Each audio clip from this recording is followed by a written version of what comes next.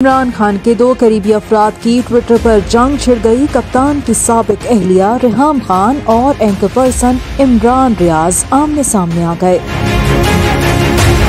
रेहाम खान अक्सर व बेशतर इमरान खान को तनकीद का निशाना बनाती हैं और सोशल मीडिया पर भी खासी मुतहरिक हैं।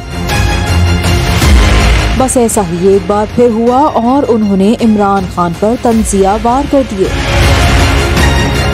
रेहाम खान ने इमरान खान को बाउंसर कराया और बोली, जिस बंदे से ना घड़ी संभाली गई ना बीवी संभाली गई वो न्यूक्लियर वेपन संभालने की ख्वाहिश रखता है।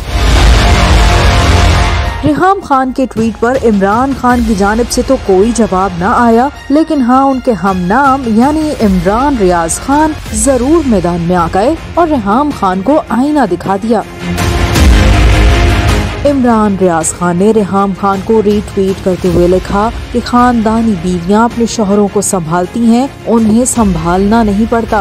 वो तो अपने शोहर की हिम्मत और हौसला होती हैं, जिन्हें संभालना या काबू करना पड़े वो क्या जाने। रेहाम और इमरान की लफ्जी जंग तो शुरू हो गई। अब देखते हैं कि सीज फायर कब होता है। मेरा गुजर खान मेरी पहचान। गुजर खान की तारीखी जीटी रोड पर वाक़े इस्लामाबाद की जानिब प्रिज्म टाउन गुजर खान जदीद तर्ज जिंदगी की तमाम सहूलियात